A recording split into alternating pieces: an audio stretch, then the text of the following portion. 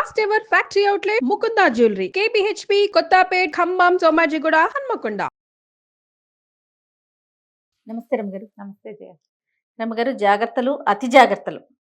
ఒక విషయానికి చాలా జాగ్రత్తగా ఉండాలి, అది మంచిది, వదిలేయకుండా. కొంతమంది ఉంటారండి, అతి జాగ్రత్త. దానివల్ల ఇంట్లో వాళ్ళకి ముందు వాళ్ళ ఆరోగ్యానికి కానీ వాళ్ళకి కానీ చుట్టూ ఉన్న సమాజానికి ఫ్యామిలీ మెంబర్స్కి ఎంత ఇబ్బందో కదా రమ్మగారు. ఏదో వస్తోందంటే ఇంకేముంది, వచ్చేసింది మీద పడిపోయింది అనుకుంటారు. అది ఎక్కడో ఉంటుంది, ఇంతకీ అది వస్తుందో రాదో కూడా తెలియదు. కోవిడ్ సమయంలో కూరలు కూడా సబ్బుతో కడిగారు జయ కొంతమంది. పంచదార కూడా కడిగారు రమ్మగారు, నమ్ముతారా మీరు? అంటే పంచదార కవర్ కడుగుంటారు. ఆ కవరు ఎట్లా కరిగిపోతారు, సరిపోతుంది. కవర్లో రావనుకోండి. అదే సబ్బేసి కడిగేసి, ఇల్లు సబ్బేసి కడిగేసి దాన్ని ఓసిడీగా పరిణమించుకుని అతి జాగ్రత్తల్లో అంటే శుభ్రత, అతి శుభ్రత, పరిశుభ్రత అదొక వ్యవహారం అనుకో.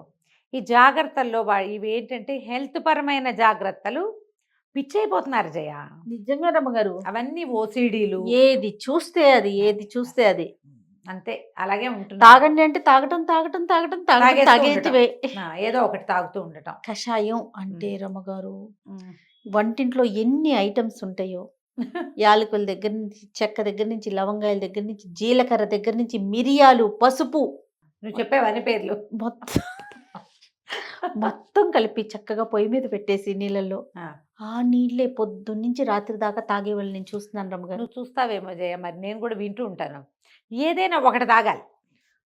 నేను గ్రీన్ టీలు చెప్తానా, ప్రతిసారి ఈ విషయం చెప్పినప్పుడల్లా నేను అనుకుంటాను, ఇవన్నీ చెప్తాను నేను, ఎవరైనా ఇవన్నీ చేస్తారేమోనని. నేను అవన్నీ చేస్తున్నారు అన్న మాటలు వింటూ ఉంటాను. విన్నప్పుడు నాకు భయం వేస్తుంది, అమ్మో వీళ్ళని వీళ్ళకి పిచ్చకిచ్చిన దాంట్లో నేను కూడా ఉన్నానేమో అని. మీరు ఎంత క్లియర్గా చెప్తారు, చాలా జాగ్రత్తగా చెప్తాను ఒక్కటి అని. అయినా సరే అంటే ఒకదాని వల్ల వచ్చే ప్రయోజనం దేనికి దానికి ఉంటే కదా, అన్నీ కలిపి ఒకేసారి తాగితే మొత్తం వచ్చేస్తుంది కదా, అది లెక్క. దాంట్లో మళ్ళీ నువ్వు ఒకటి వదిలేసావు, అల్లము, తర్వాత వెల్లుల్లిపాయలు ఇన్నేసి నవిలేయటం, నోరంతా పుండు. నిజంగా అంత చేయొద్దమ్మా. మనకి కోవిడ్ అప్పుడు మనని హెల్తీగా జాగ్రత్తగా ఉండటం కోసం కొన్ని రకాల కషాయాలు మంచివి మన రెగ్యులర్ ఫుడ్స్లోనే మనం ధనియాలు, జీలకర్ర, ఏలక్కాయలు, లవంగాలు, దాల్చిన చెక్క, అల్లము, వెల్లుల్లి, మిరియాలు, సొంఠి, పిప్పళ్ళు ఇవన్నీ తీసుకుంటాం. మనం ఎట్లా తీసుకుంటాం, ఆ మాత్రం గిన్నెడు చారులో, ఇంత గిన్నెలో అన్ని ధనియాలు, అంత జీలకర్ర, ఇన్ని వేలు కనపడుతున్నాయి కదా, ఇన్నే మిరియాలు, ఆ మాత్రం కందిపప్పు వేస్తే మొత్తం ఇంటిల్లిపాది 2 పూట్ల ఆ చారు పోసుకుంటాం. అంటే ఒక్కోళ్ళ వంతుకి ఎంత వచ్చింది, పావు చెంచాడు ధనియం కూడా రాలా, తలా ఒక 2, 1 మిరియం వస్తుంది, ఇంతే కదా. మనం అదే మోతాదులోనే చేయాలి. మీరు ఏ జాగ్రత్త హెల్త్ పరమైందైనా, హెల్దీ ఫుడ్ అంటే ఇక అదే పనిగా బాదం పప్పులే తినాలి, జీడిపప్పులే తినాలి, ప్రతిరోజు తినేయాలి, రోజు తినాల్సిందే అని చెప్పి మొత్తం ఎంతసేపు తిండి జాగ్రత్తలు, లేకపోతే ఈ కషాయాల జాగ్రత్తలు, గ్రీన్ టీ జాగ్రత్తలు, హాట్ వాటరే తాగాలి. ఇక మీరు మామూలు పనులు ఎప్పుడు చేస్తారు వీటితో పాటు? మరి ఒకటి అక్కడి నుంచి ఇవి విపరీతంగా ఈ హెర్బ్స్ ఏమంటారు, మన స్పైసెస్ని ఎక్కువ తీసుకుంటే కూడా కడుపులో మంట వస్తుందమ్మా, అతివేడి చేస్తుంది, కడుపులో మంట వస్తుంది, పైల్స్ లాంటి సమస్యలు వచ్చే అవకాశాలు ఉన్నాయి. దేని గుణం దాందే కదా రమ్మగారు. పసుపే, చెక్కే కదా. పైగా పసుపు అనుకో, ఆ పసుపు మీద చెప్దాం. ఈ మధ్య చాలా మంది ఇళ్లలో ఎల్లో మిల్క్ తాగటం, గోల్డెన్ మిల్క్ అని యూట్యూబ్ ఛానల్స్ వల్లేనమ్మా. మనమే ఏమిటంటే ఇది ఎట్లా ఉందంటే మూలఛేదం చేసుకున్నట్టు మనం కూర్చున్న కొమ్మను మనమే నరుక్కోవాల్సిన పరిస్థితిలోకి వచ్చాం మనమైతే. కానీ మనం ఏ రోజన్నా మాట్లాడలేదు. మరి చెప్పండి. ఈ ఎల్లో మిల్క్ నేను చాలా వీడియోలే చూసాను. నేను ఎల్లో మిల్క్ వీడియోలు చూసినవన్నీ నార్త్ ఇండియా వాళ్ళ వీడియోలు చూశానమ్మా. అక్షరాల డాక్టర్ శాలిని, నేను వింటా ఆవిడ చెప్తుంది. డాక్టర్ శాలిని అంటే ఇవిడ న్యాచురోపతి, ఢిల్లీవో అహ్మదాబాదో బేస్డ్ డాక్టరు. ఈ నార్త్ ఇండియన్ సినిమాల్లో ఎవరికైనా దెబ్బలు తగిలితే ఈ పంజాబీ వాళ్ళకి హల్దీవాలా దూద్ అని పాలల్లో పసుపు వేసి ఇస్తారు. ఇది నువ్వు రోజు తాగకూడదు. ఇప్పుడు మనకి ఎప్పుడైనా నీ చిన్నప్పుడు నువ్వు హల్దీవాలా దూద్ తాగేవా? పసుపు పాలేంటి రమ్మగారు అసలు లేవు మనకి కదా. మనకేం చేస్తాం, మనం పసుపు ఎప్పుడు వాడతాం? పసుపు 3-4 ప్రత్యేకమైన ఉపయోగాలు ఉన్నాయి మన జీవితంలో. మన అమ్మమ్మ, నాయనమ్మ, తాతమ్మ, ముత్తాతమ్మ అందరూ చేసినవే. బేసిక్ కూరల్లో అవునా, గుమ్మానికి, పాదాలకి, గౌరీదేవి గౌరీదేవి జేజికి, ప్రధానమైనది పూజకి అయిందా. తర్వాత ఒకే ఒక్కటి ఏదైనా దెబ్బో పుండో ఉంటే ఒక్క చిటికెడు పసుపు దాని మీద వేసి చీటీకా అంటే ఎంత, ఈ 2 వేళ్ల మధ్యలో ఎంత పడుతుందమ్మా, అంతేగాని పసుపు నీళ్ళలో వేసి కాచుకుని తాగకూడదు, అది లేదు మనకు అసలు. మనం నీళ్ళలో ఎప్పుడేస్తాం, చారులో పులుసులో వేస్తాం, అక్కడ చింతపండు అవన్నీ చింతపండు ఉంటాయి ఉండి, కదండి. నానా రకాలు ఉండి మనం వేసేది పోస్తామా, పోసము, వేస్తాము అంతే. ఇంతే పసుపు వేస్తాం, ఒక చిటికెడు పసుపు కదా. నీళ్ళల్లో పసుపు వేసుకుని మరిగించి తాగద్దు.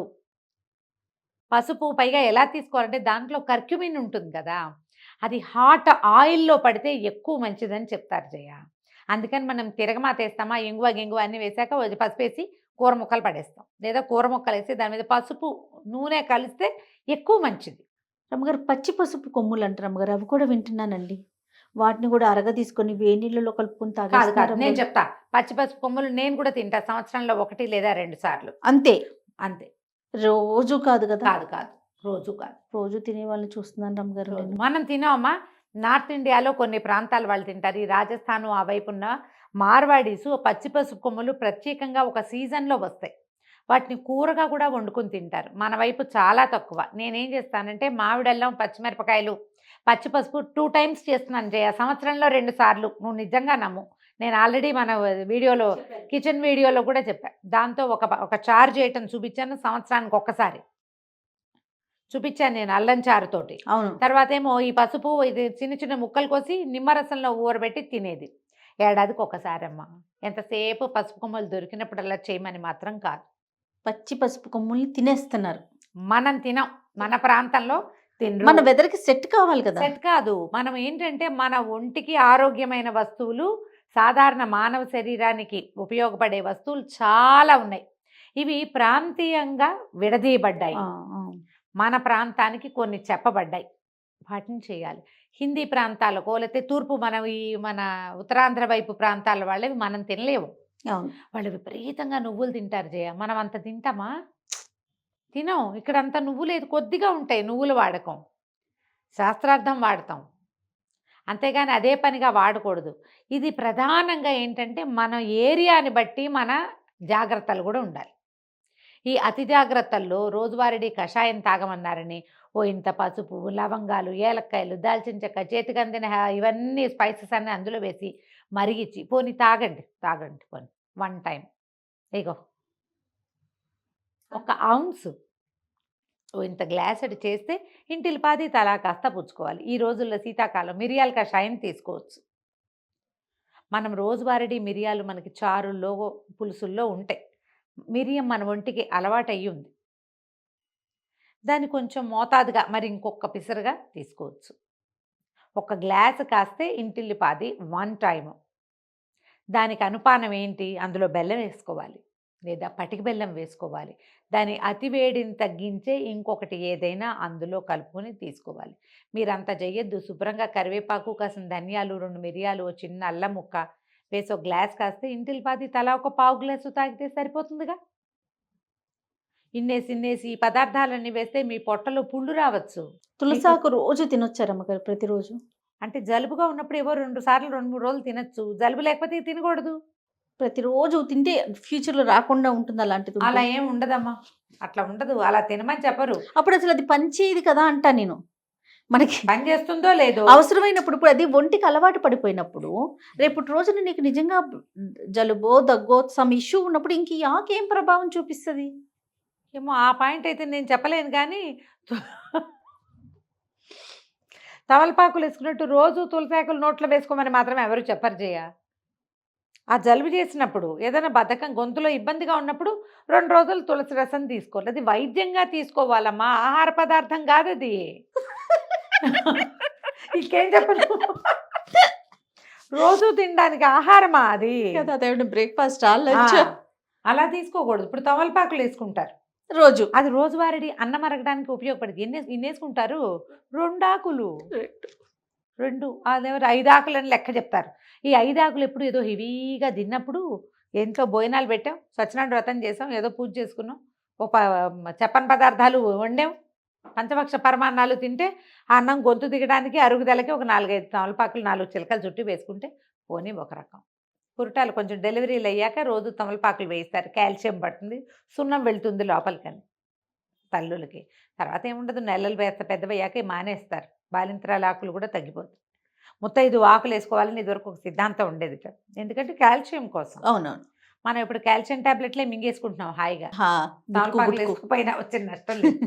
మీరు ఏదైనా సరే ఇవన్నీ ఆరోగ్యానికి మంచివి, అందులో అనుమానం లేదు, నిస్సందేహంగా మంచివి. కానీ డంప్ చేయటం వల్ల కాదు, మోతాదుగా తీసుకోవటం. ఈ శీతాకాలం రోజు కషాయం తాగచ్చు అంటే గ్రీన్ టీ లాంటివి తాగచ్చు.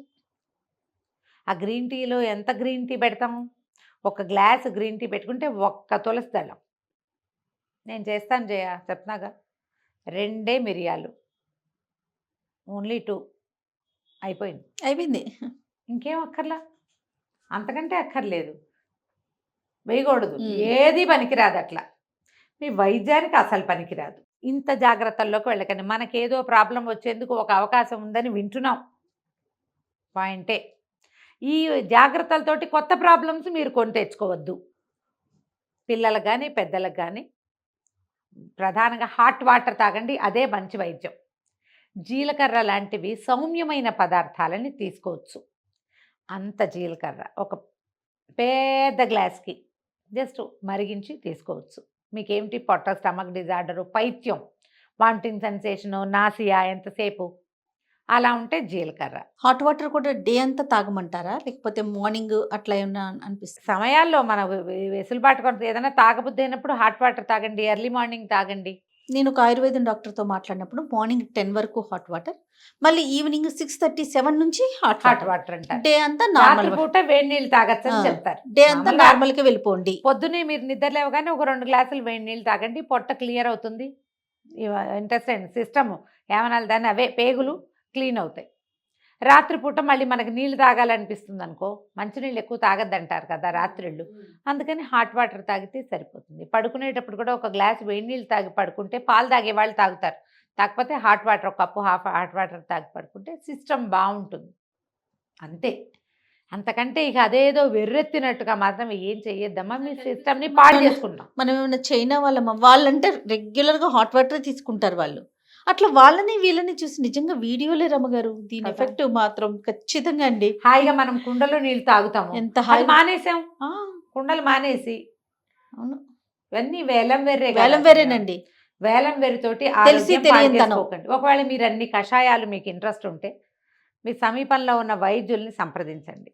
ఏ ఆయుర్వేద వైద్యుడైనా నువ్వు కషాయం తాగితే కానీ నీకు నిష్కృతి లేదంటే తాగుదురు కానీ, వాళ్ళని సంప్రదించకుండా చెయ్యొద్దు. ఆసెమా ఓసెమా కబుర్లు వినకండి. అది ఆసెమా ఓసెమాలు అందరూ కూడా వాళ్ళ కంటెంట్ కోసమే చెప్తారు, మేము కూడా అంతే. నేను అందుకని చాలా కేర్ఫుల్గా ఏదైనా చెప్పినప్పుడు ఇంతే కొంచెమే వేళ్లే చూపిస్తూ ఉంటాను. అవునవును అవును. అంకెల్ చెప్తా, 2 మిరియాలు, ఒక ఏలక్కాయ, ఒక లవంగం అని. అసలు అవేం అక్కర్లా, ఏలక్కాయలు లవంగాలు నీళ్ళలో వేసుకుని తాగాల్సిన అవసరం లేనే లేదు, హాట్ వాటర్ తాగినా చాలు. ఆరోగ్యం పట్ల జాగ్రత్త వహించడం ఎంత మంచిదో అతి జాగ్రత్త వహించడం అంత మంచిది కాదు. ఎస్, ఈ లైన్ని గుర్తుపెట్టుకోండి. రైట్. నమస్తే అండి. నమస్తే జయ.